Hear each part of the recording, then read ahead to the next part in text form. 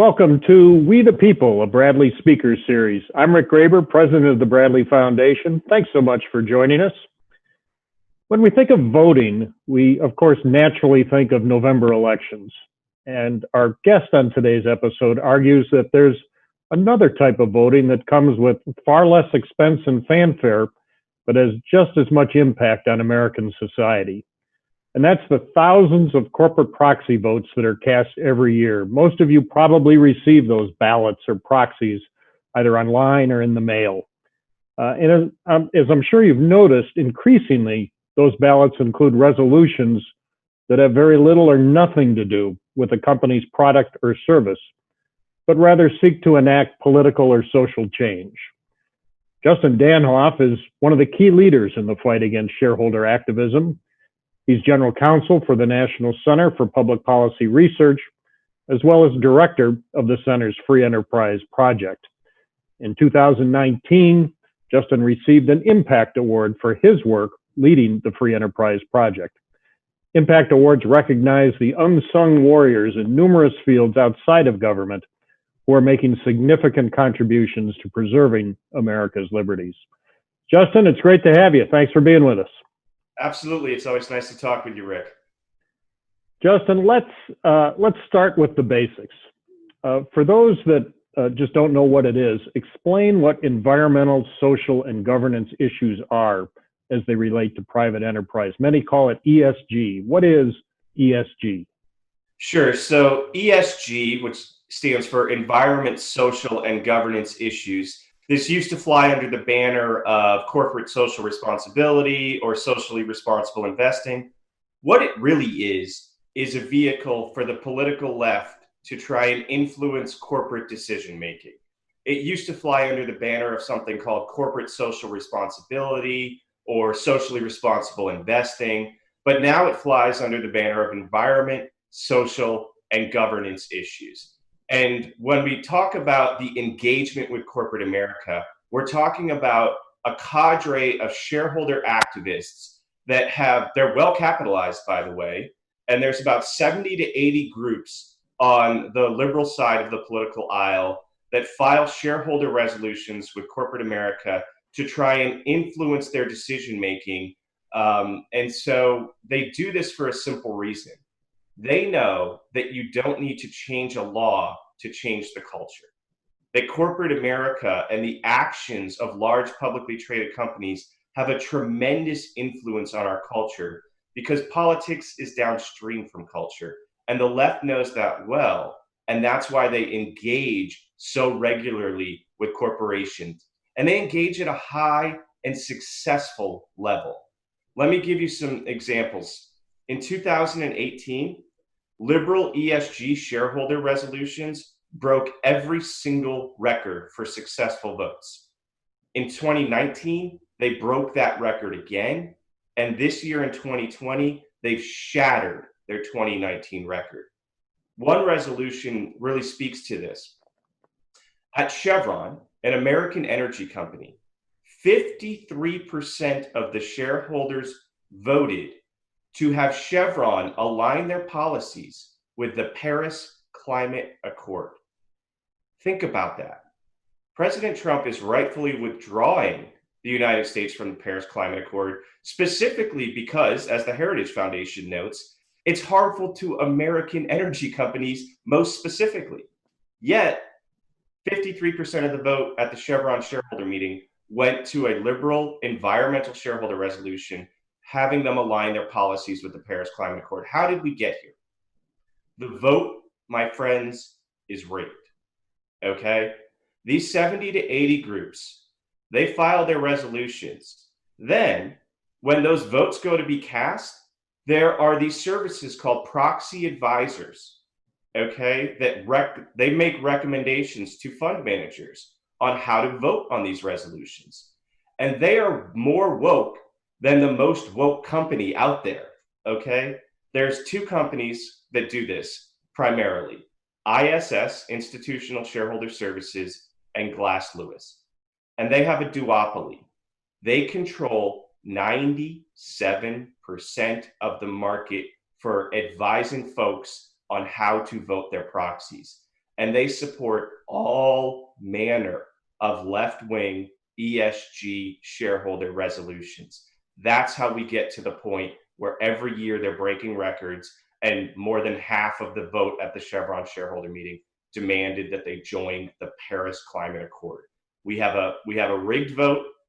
And I just like to take a step back, because many, traditional Americans and conservative Americans, we really pay attention to the political voting, right? Well, Rick, let me ask you, if we lost political elections in 3 consecutive cycles so dramatically, don't you think there'd be all hands on deck meetings just about everywhere across conservative and traditional circles to try and figure out what to do about it? Why aren't we doing the same with corporate America? And you're one of the lone warriors on this effort. How are you fighting this lonely fight? Sure. So we do a couple things at the Free Enterprise Project. The first is, I'm very proud of an effort that we did this year. For the very first time, we put out a voter guide called the Investor Value Voter Guide 2020.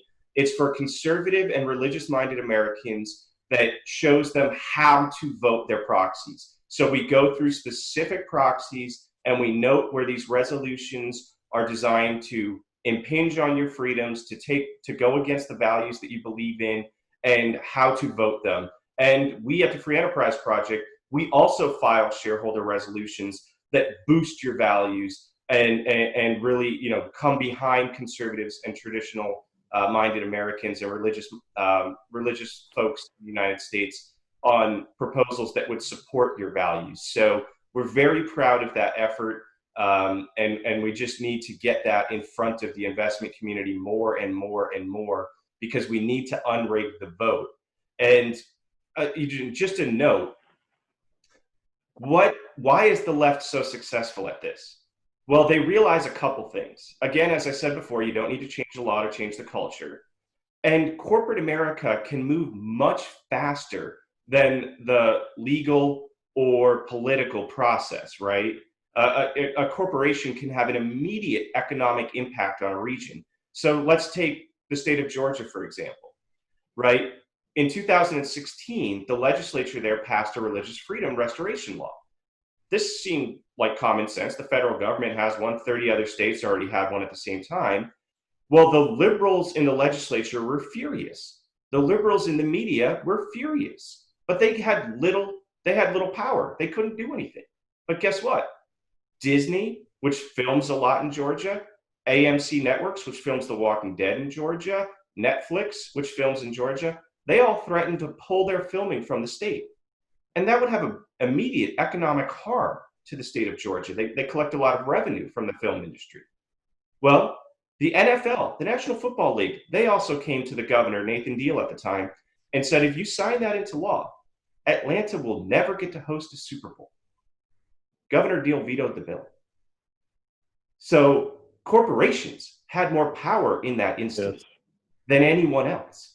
And that's often the case. And that's why the left engages. Conservatives have this inclination when we see a corporate woke action, when we see Bank of America debanking their own gun clients, for example, just ridiculous. When we see Facebook and Twitter and YouTube censoring conservative content, when we see Nike just kneel to Black Lives Matter and kneel to Colin Kaepernick and pull the Betsy Ross tribute shoe at his request, our inclination is let's boycott. Let's just not engage. That's the exact wrong inclination.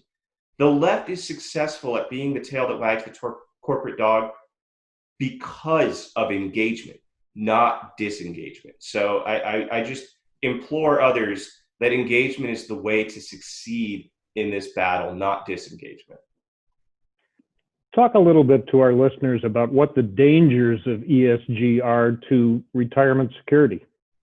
Oh, this is big, Rick. This is really an escalating issue, and I'm very proud of the folks at the Department of Labor under Secretary Scalia.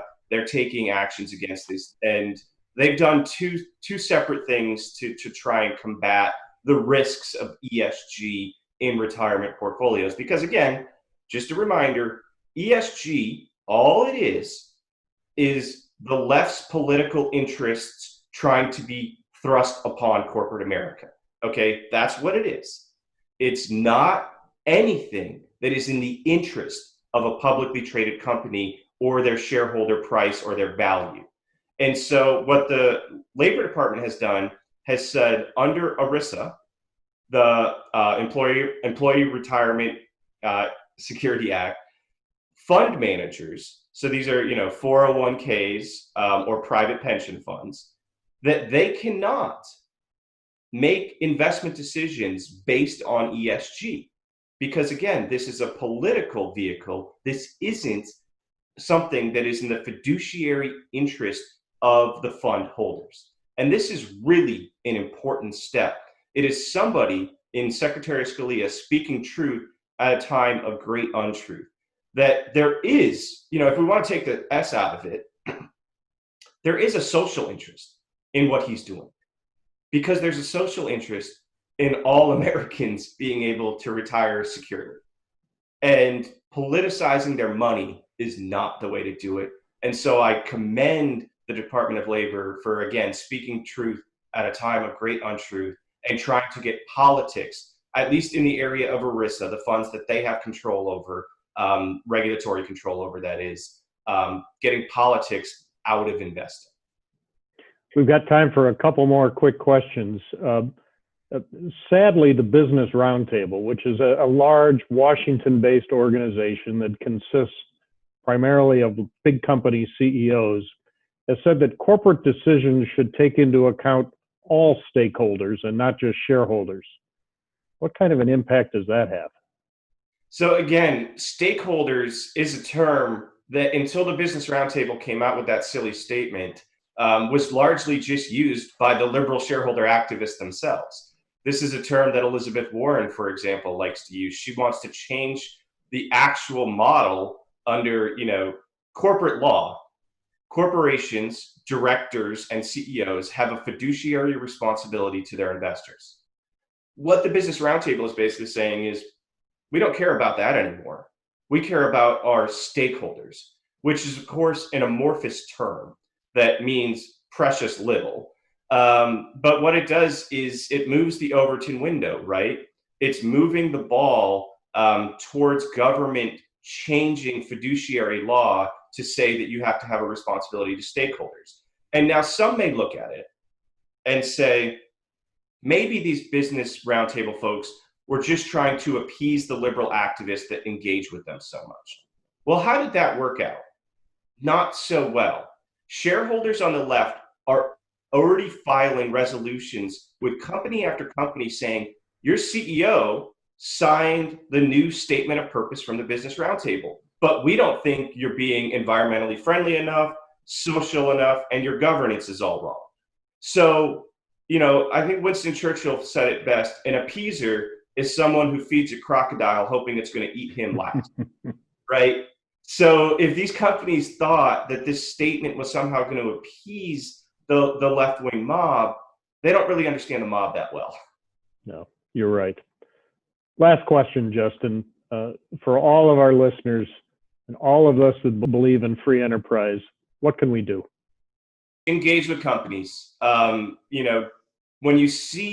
you open the Wall Street Journal, when you go online and you see your friends posting something on Facebook that a corporation is taking an action that offends your values, don't just riff off a tweet or a Facebook post saying how upset you are with Nike or Bank of America or Amazon or Apple. Call their investor relations office, call their customer relations office and say, hey, why are you doing this? I'm a stakeholder as well. I have a voice. Reach out to me at the Free Enterprise Project. I'll be happy to walk you along on how to engage with companies. It's what I do every single day to try and stop this corporate America march to the left. Basically, if we don't engage, we can just kiss corporate America goodbye and consider it the next college campus, right? A place of, for, and by liberals. And that's what's happening. The left is making it slow march, and they're closing in on finishing off corporate America. But look, if you believe in free enterprise, they have to hear from you. If you believe in free markets, they have to hear from you, because the left They hear from them every single day and twice on Sunday. And if we're not doing the same, we're not going to balance out what's going on with this corporate wokeness, with this march to the left, with the, flying under the banner of environment, social, and governance. We're just not. So look, I'm a happy warrior in the battle, but I want more warriors alongside with Rick. Justin Danhof, thanks for your great work in this area. Thanks for our conversation today. And to all of our listeners, thanks for listening in once again, and we hope to see you next time on the next episode of We the People.